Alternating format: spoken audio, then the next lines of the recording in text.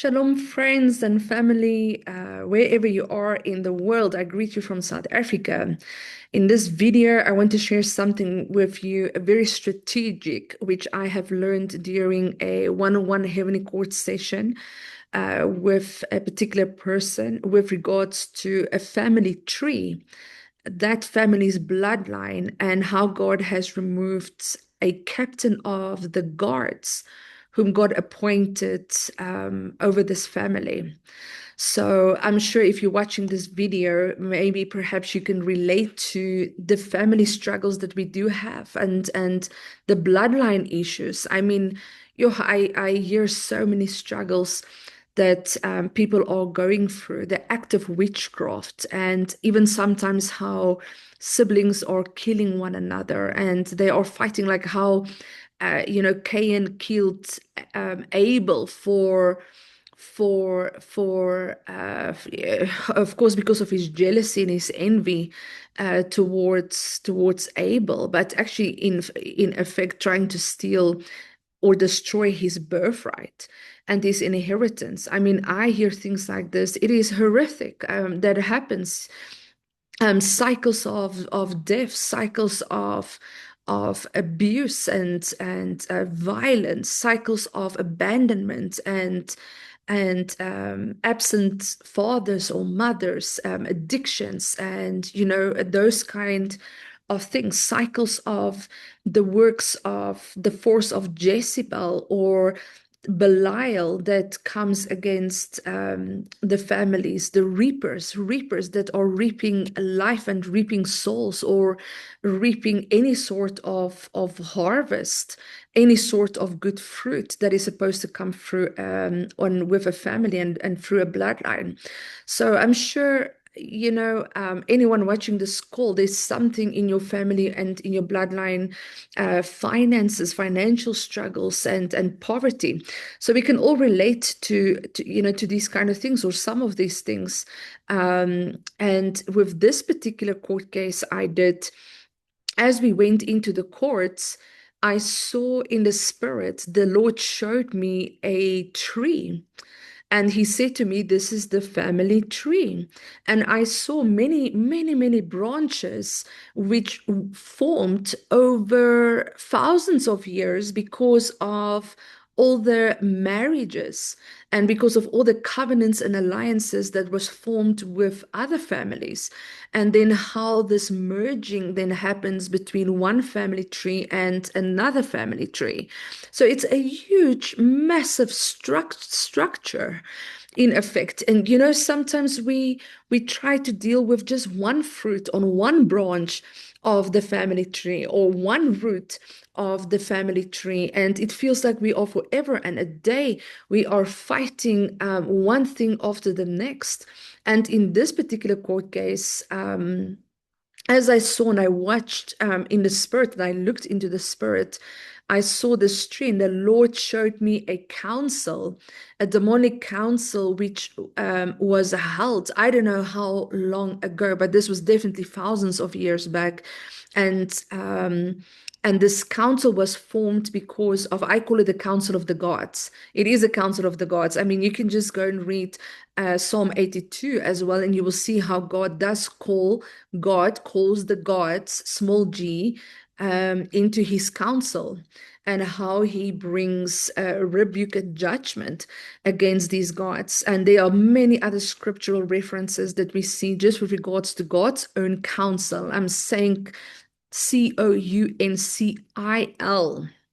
counsel. And Satan, obviously, he copies what God does. So I saw this council of the gods, a particular council that was formed by a particular god that now oversees this particular family tree. And in this council, they formed their demonic and evil plans for this family, not just to kill, steal, and destroy, but also how they're going to use this family and these branches as they start to interconnect and intertwine with other family trees through marriage and the covenant of marriage. And because of agreements and alliances formed with other families, how they're going to use this to advance Satan's plans and on earth. And I saw this council appointing a particular demonic ruler over this family tree to now oversee and to ensure that the plan and the blueprints is executed with regards to this family. So I asked the Lord, what rank does this particular demonic ruler hold in the spirit? And the Lord said to me, he is the captain of the guards. And so then, of course, after dealing with the enemy's legal right in the courts, you have to silence the accused of the brethren. You have to disarm the enemy legally in the courts of heaven before you can even take an action like this. You cannot try to take an action like this and the enemy still has all his legal right intact. You are going to wear yourself out if you are trying to do it that way. So I have courses and books where I explain these kind of protocol, but in a nutshell, you have to deal and break any demonic alliances and agreements that was formed with the kingdom of darkness. You have to break demonic contracts, covenants. You have to break demonic structures such as altars, demonic altars, pillars, shrines, temples erected in the family and by the bloodline, or which comes against the family. You have to deal with demonic decrees, declarations, curses. Together with curses, that includes spells, any objects which the enemy actually holds.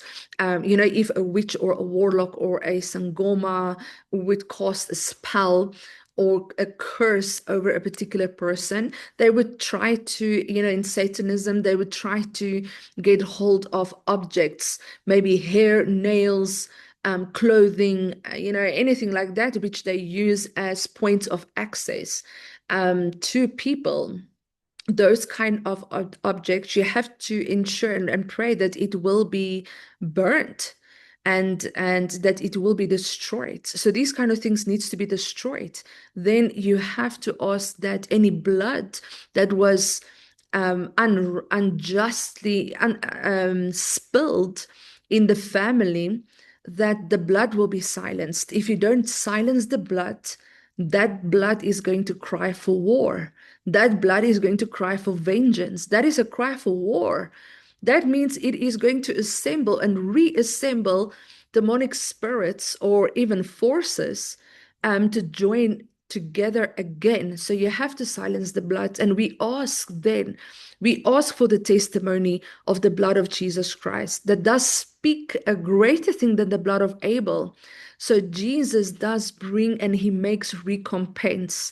He does then bring the vengeance against the enemy and the kingdom of darkness. So it's important to follow this step. And then you have to pray and ask that demonic portals and gates will be sealed and shut so that because demonic structures and covenants and alliances that was formed, it will open up spiritual gates and portals which grants the enemy access into the earth, into that family, into that business, that territory, that land, that farm, this bloodline, and so on. So it's important to follow these steps.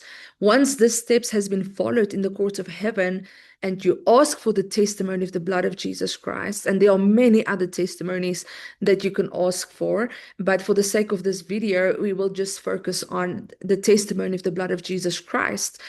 The enemy then would be disarmed. And once the enemy is disarmed, then you can ask that the enemy must be this demonic spirits that is disarmed now. Now you can ask that they be bound and that they will remain bound until the final day of judgment. And they literally are placed in the abyss, which is a realm of hell itself. You can see an example of this in 1 Jude 6, where angels who rebelled against God were bound and they remain in this particular realm until the final day of judgment, and then they would be cast in the lake of fire. So then after the enemy was disarmed, I then asked that this captain of the guard then must be completely destroyed. He must be taken out of position. He must be bound. And if you can then remove, if God then removes the captain, because he's now high up in the hierarchy, then it means every other demonic spirit underneath the hierarchy who submits to this captain of the guard will also now be replaced and taken out of position. And then it would be very important, imperative that you would ask that the Lord will send his angels to now hold the territory that was now taken from the kingdom of darkness and to ensure that this territory is not lost again, to be secured ad infinitum into all eternity. Okay, so I thought this is going to be helpful. And please give me a comment. Tell me in the comment section whether this was helpful. That is going to encourage me to make more videos like this. And yes, thank you so much for watching. And I will see you again soon. I send you and I leave you. Shalom.